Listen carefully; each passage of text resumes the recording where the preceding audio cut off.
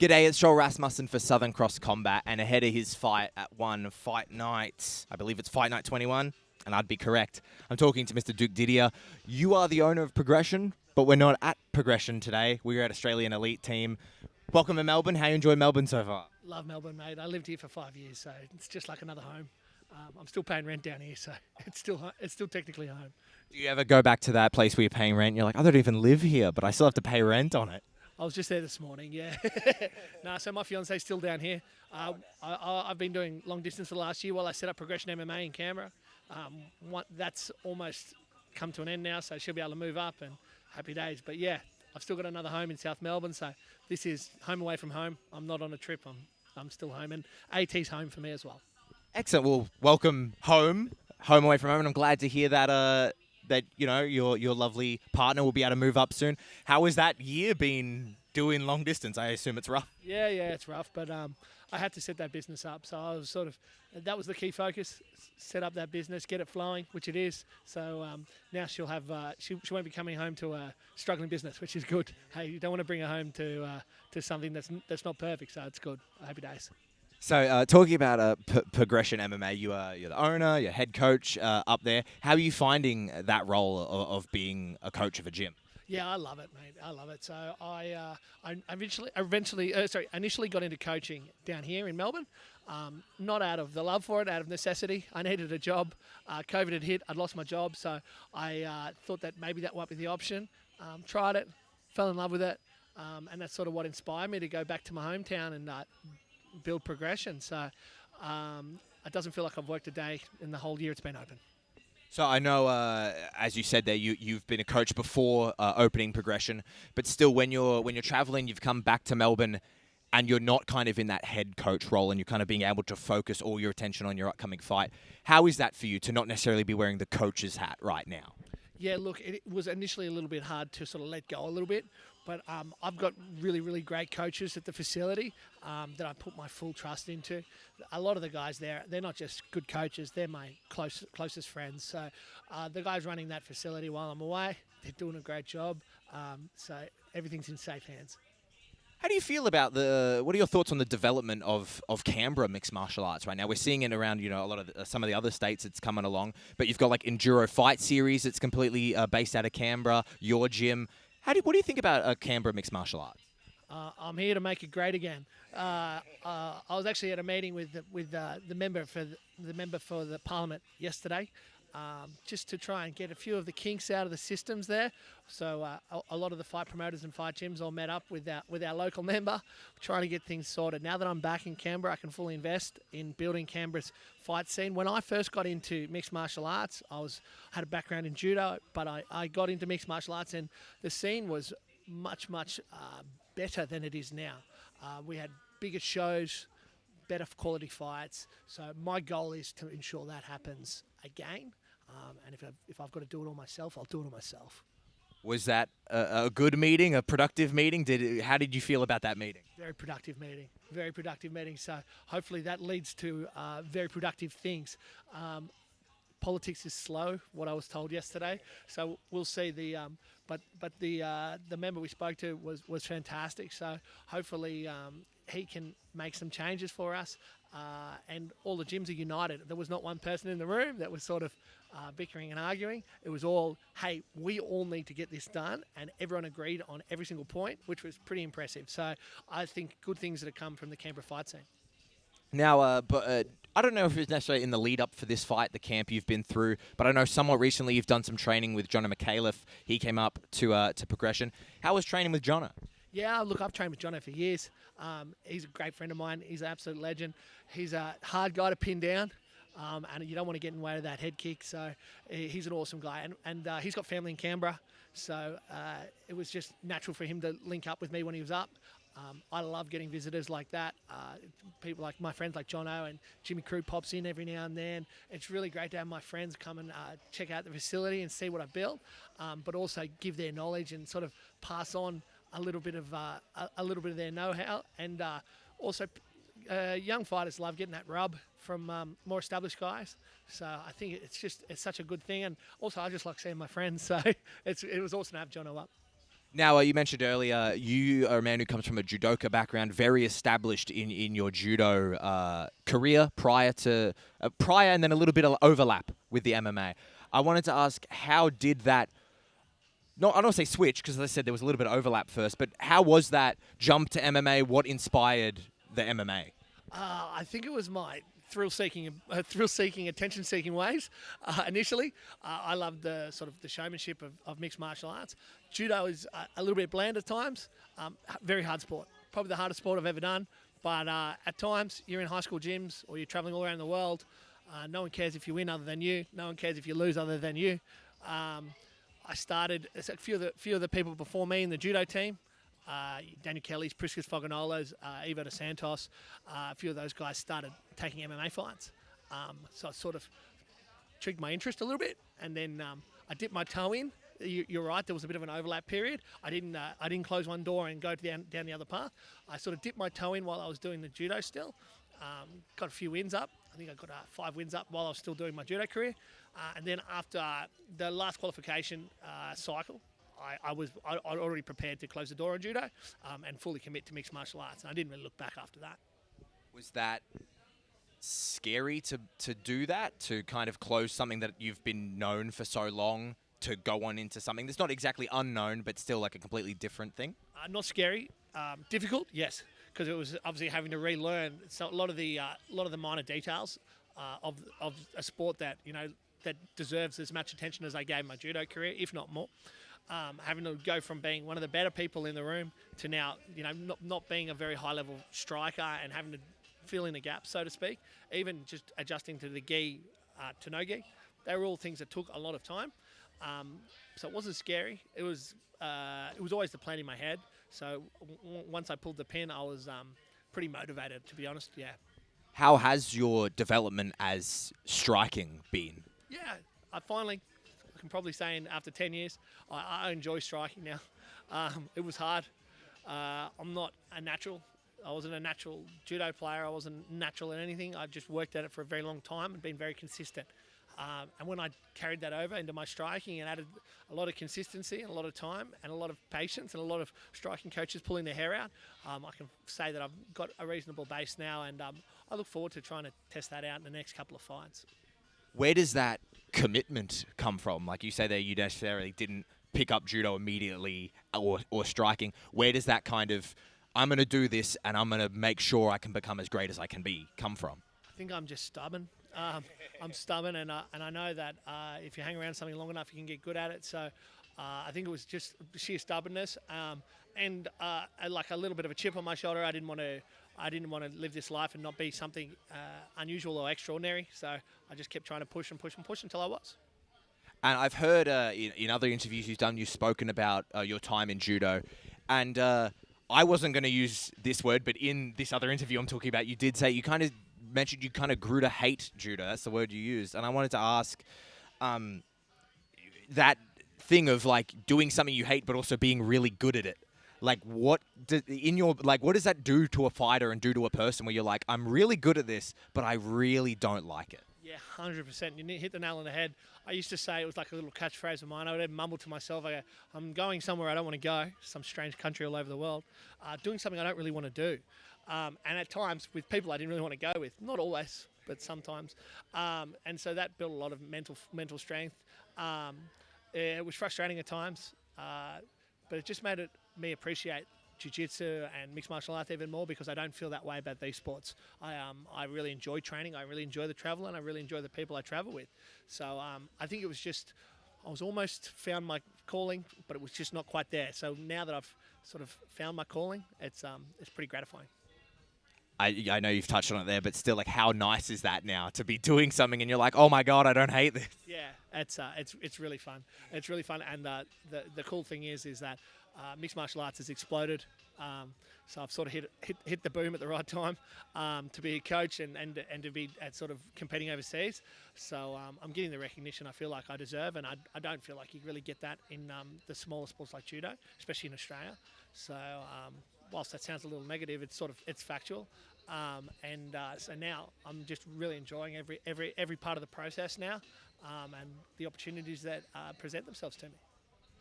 So you are someone who went from competing really high world-class level judo. You're now in one world-class high-level promotion. How does doing both sports at such a high level compare to each other, as well as kind of the characters that you meet in those two separate worlds? Yeah, look, there are some similarities. When you're in that high level elite sport sort of area and you're doing high level events, your preparation's very similar. The professionalism that needs to go into your preparation and all aspects of the pre and post fight, that's not going to change. So I can really draw upon my experiences in judo over the last 15 years of doing those large events, Commonwealth Games, World Titles, competing in other events like that. And that sort of helps me control my nerves a little bit for events like 1FC. What is it like being backstage before, as you mentioned there, like the Commonwealth Games, compared to backstage at like a one fight? Like, of it, like they're both combat contact sports, but they're different. I know you're at a different point in your career, but still, like, what is that feeling like? I think there's a lot of nerves. I think with judo, there's probably a little bit more excitement. With one, there's a little bit more. It's more somber because the implications of a mistake are a lot higher. I'm a lot more mature now as well, so I feel like I can be a lot more relaxed in that pre-fight procedure as opposed to when I was a bit younger. I probably was not preparing quite like I would now, but that's just based on experience. So, again, there's similarities, but no one's trying to take your head off in judo. So you have to, the nerves are at a completely different level. When doing BJJ, do you prefer gi or no gi? Well, when I first came over from judo, I obviously preferred the gi. And now you won't catch me in one very often. I much prefer no gi. I competed at the Pan Packs in no gi, and my results were far better than when I was in the gi. I think, again, like mixed martial arts, no gi Brazilian Jiu-Jitsu has exploded as well, and grappling. So I've sort of hit it at the right time to be sort of prominent in that as well. So there's a lot of opportunities in no gi currently, and the fact that I can sort of do my mixed martial arts career and a grappling career at the same time because of the parallels is just a bonus for me. So in the past, when you've come down to Melbourne, or when you were living in Melbourne, you did a lot of training out at Resilience. I was wondering, are you going to stop by there while you're down here, and why the swap or switch, or why are you down here at Elite Team? So I was always training at Resilience, an Australian Elite Team. Resilience is an affiliate of Australian Elite Team. Okay. Last time I was down last week or the week before, I dropped in and saw Daniel and the guys at Resilience. So it was great to see my old teammates there. This time, just because of the scheduling, I'll be mainly here. It's midweek as opposed to sparring post-week. It's good to get in and see all these guys. But I was training at Australian Elite Team during this process as well. So and Progression MMA is an affiliate of Australian Elite Team. So it's awesome to come in and see these guys here. And these guys are like a family to me as well. So there's been no switch. I started when I moved to Melbourne. I started at Resilience. When I moved back, I opened my own gym. So it's nice to still be welcome at the facilities down here and come and see my mates. And I'll pop into Combat 1 and see Sammy Haywood and Jono and that too as well.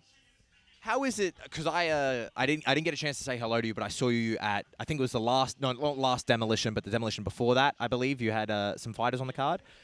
How is that when you come down and there's like all your friends are here, but there's also a little bit of like, my guy may fight your guy one day. Like, what is that like? Yeah, look, they're mainly my friends. My guys won't fight my friends. I try and link up the training as much as I can too. Again, Canberra's still building their mixed martial arts scene. So the first port of call is sending them down here to Melbourne to the guys that I already know, all the beasts down here. I love coming down and seeing everyone. Like I said, it's my home away from home, and I think I'll always have a spot in my heart here for Melbourne. And I've got a lot of close friends down here, so I'll try and keep my connections pretty strong. And now a thing some people may know about is your father played for the Wallabies in the rugby. What is it like in a family when you've got like two really high-level athletes? I think it was just motivating for me to be able to make sure that I achieve as much as I can. It's obviously it was never strict on my dad was never strict on me or anything like that. But it was very motivating. So I think it was just good inspiration and someone I looked up to who'd achieved something at such a high level. So that's sort of what I've always sort of seen as the standard, I think. And obviously, my worst nightmare would be to grow up in someone's shadow. So I just sort of made sure I put the balls to the wall and did everything I could until I found my groove. And once I found that groove, I sort of took it as far as I could, and still taking it that way. We talk about there, not wanting to necessarily grow up being compared to someone, which I understand may be the answer to this next question, but was the rugby path anything you ever thought about going down? Yeah, 100%. That was what I initially got me into judo. So I obviously spent a lot of time in rugby change rooms, and I played rugby till I was 18. So I was okay at rugby, but not at the level of my judo. So I made the ACT under 18s, but I also had the nationals for judo, and that was sort of like my fork in the road moment. I went to the judo nationals.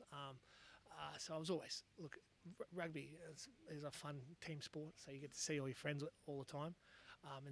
Judo was a lot more isolating, a lot more lonely. But I felt like I could achieve more out of that sport, and that was always what the path I was going to go down. And I think it's always about finding your own way as well. I don't want to ride anyone's coattails. I just want to make my own path. I'm pretty sort of individual sort of guy, so I kind of thrive in the individual environment as well. It's good when you win, bad when you lose, but it's a good fun journey anyway. So you prefer kind of that going out there, and of course you have a team that prepares you, but when you're in there, it's kind of just you? Yeah, look, it's good when you win. It's hard when you lose, but I do prefer that. I think there's nothing else like that. You can't replicate that in any kind of team sport where there's 14 or 15 of you. It's great to share those moments with and share those losses with, but it's not the same as when you go out there and you got to rely on the one guy. That's it. And you got to rely on yourself. So yeah. And now, as we've talked about a lot about this. You've achieved so much already in the combat sports career. Now in your MMA career, what is your goal with mixed martial arts? I just want to push this as far as I can. My immediate goal is to win a fight overseas, and then my goal after that will be win another fight. I'm 34. I think I've still got a few good years left in me, so I want to push it as far as I can, both the MMA and then even the grappling as well, and all the opportunities that present themselves to me. I just want to take them all on. And just see where I can sort of finish my career without saying, what if? Does that goal manifest itself into anything, whether that be like a jiu-jitsu medal or an MMA title? Is there anything specific? At times, but I always feel like I like my immediate goals to be quite specific, and then my bigger goals sometimes can be a little bit more vague. I've got a few things in my mind that I'd like to get done before it's all said and done, but a lot of these opportunities haven't presented themselves yet, so I don't want to just say, I want to do this. Things will come up, and that's how it's sort of been the last 10 years of my career. Things just come up, and when they do, you got to take the ball and be ready to go with it. So I'm trying to make sure I'm more prepared, and I'm not working in camps.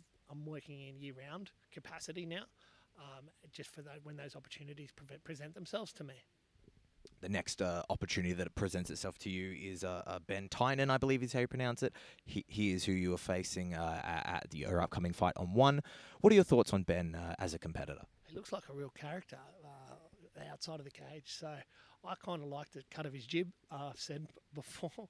As a competitor, he looks like an awesome wrestler, great athlete. So I've got to watch them doubles and singles. It's going to be an interesting dynamic, as I've had a couple of grapplers in my previous fights, but probably none of this caliber, and I feel like I'm pretty handy as well. So I feel like it could go one of two ways.